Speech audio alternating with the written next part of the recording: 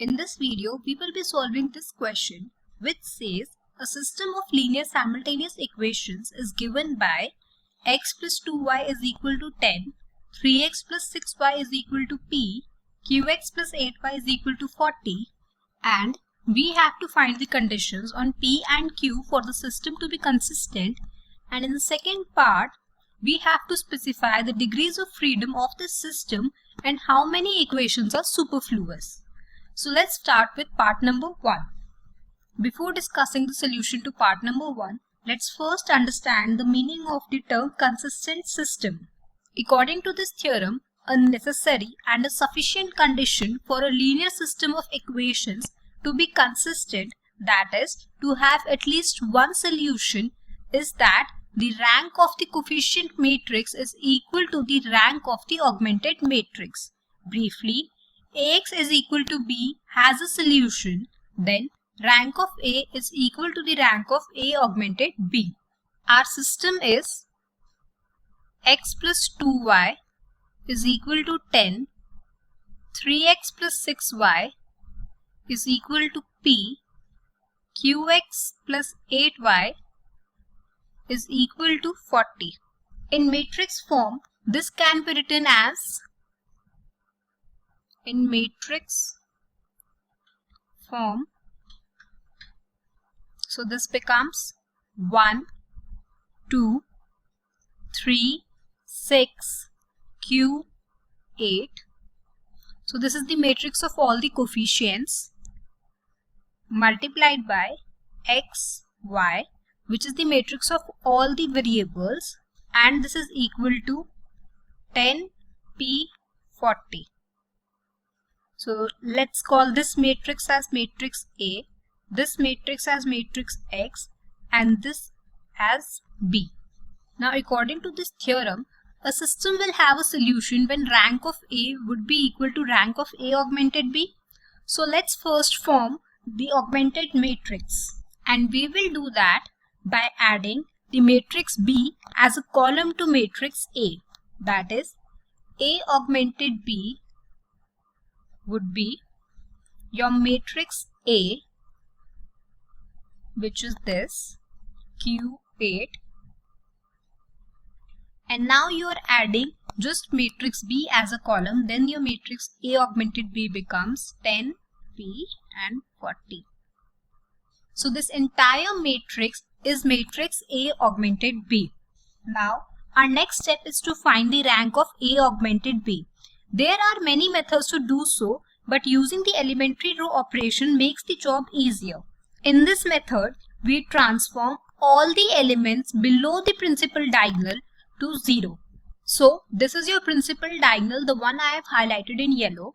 So you have to transform 3, Q and 8 to 0. While making such a transformation, it is advisable to proceed in a particular manner, and why I am saying so, because that will make your job easier. You can perform any other operations as well, but if you proceed in this particular manner, then your job will be very easy. And this manner is, in order to transform these elements to 0, you should be using the elements of the principal diagonal. That is, in order to transform 3 and q to 0, I would be using this element of the principal diagonal, and in order to transform 8 to 0, I would be using this element of the principal diagonal. So let's start with the element 3. Now we have to transform 3 to 0, which can be done in one method, that is, if I subtract 3 from 3, it would give me 0. That can be done, but that won't help me as I am interested in using a principal diagonal element. So if I transform row 2 such that row 2 minus thrice of row 1, that is, your A augmented B becomes, your first row remains as it is, and your last row also remains as it is, as there aren't any operations being performed on these two rows. But your second row would change to 3 minus thrice of row 1, that would be 3 minus thrice of 1, that is 3 minus 3. This element becomes 6 minus thrice of 2, that is 6 minus 6. And this element becomes P minus thrice of 10, that is P minus 30. Simplifying, it would give me 1, 2, 10, 0, 0, P minus 30, Q 8. Now, my next job is to transform this element to 0. And again, I would be using this element as this is the element in the principal diagonal. So, now I have to transform Q to 0 using row 1. That can be done in a manner that row 3 transforms to row 3 minus Q times row 1. Because that would be Q minus Q, which is actually 0. Your A augmented B becomes 1, 2, 10, 0, 0, P minus 30. Sorry, there is also an element here which is 40. I missed that. And the third row of A augmented B becomes Q minus Q times row 1, that is Q minus Q. This would be 8 minus twice of Q, and this would be 40 minus 10Q. So your A augmented B becomes 1, 2, 10, 0, 0, P minus 30, 0, 8 minus 2Q and 40 minus 10Q. Now this element is 0, this element is 0. Our only job left is to convert this element to 0.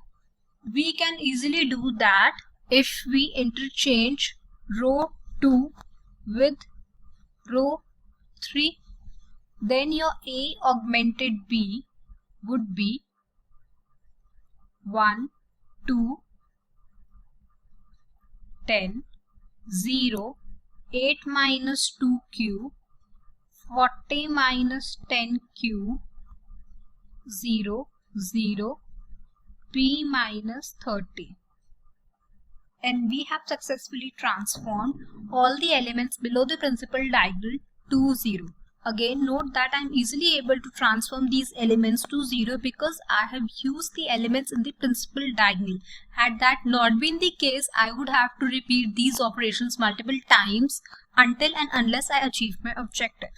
Now let's first find the rank of matrix A. So your transform matrix A is 1, 2, 0, 8 minus 2Q, 0, 0. Now, rank of a matrix is nothing but the order of the largest minor that is different from 0. So, here the order of the largest minor that we can find is the order 2, as this row has all the elements to be 0. So, the largest order could be of order 2. Then we say that the rank of matrix A would be 2 when 8 minus 2Q is not equal to 0. Because had it been the case that it is 0, then we won't be able to find the minor of order 2 which is different from 0, as this element would be 0. Further simplifying this condition, this implies that 8 is not equal to 2Q. This means that 4 is not equal to Q. Or rewriting it, it can be given that Q should not be equal to 4. This is your first condition, that is the rank of matrix A is equal to 2 when Q is not equal to 4. And what if your 8 minus 2Q is equal to 0? This means that 8 is equal to 2Q, which means that Q is equal to 4. In that case, your matrix A would look like 1, 2, 0, 0, 0 and 0. And if this is the case, then the largest minor different from 0 would be of order 1. That is, your rank of A would be equal to 1. So the second condition we have is that the rank of matrix A would be equal to 1 when Q is equal to 4. Now, after finding the rank of A, let's find the rank of A augmented B with these two conditions. Let's quickly write what we have found till now. That is, your transformed A augmented B was equal to 1, 2, 0, 8 minus 2 cube, 0, 0. And this was 10, 40 minus 10 cube, and P minus 30. And we found that rank of A is equal to 2 when Q is not equal to 4, and rank of A is equal to 1 when Q is equal to 4. Now let's find the rank of A augmented B. With this condition, your A augmented B would have certain number here which is different from 0 and here as well. Then you want to have the rank of A augmented B to be 2, because according to a theorem, we want that the rank of A should be equal to the rank of A augmented B, because if this is the case, then only a system will have a solution. So if your Q is not equal to 4, then this is a certain number which is different from 0, and this is also a number which is different from 0. So it could be either positive or negative, but not 0. Then in order to have the rank of A augmented B to be 2, it must be the case that P minus 30 is equal to 0 or P is equal to 30. Because if that is not the case, then the rank of A augmented B would be 3. So if P is equal to 30 and Q is not equal to 4, then rank of A augmented B is actually 2. So these two ranks are equal, and hence the system will have a solution with the condition that Q is not equal to 4 and P is equal to 30. So this is your first condition. Now let's see what happens if Q is equal to 4. If Q is equal to 4, then this element would turn out to be 0 and this element would also turn out to be 0.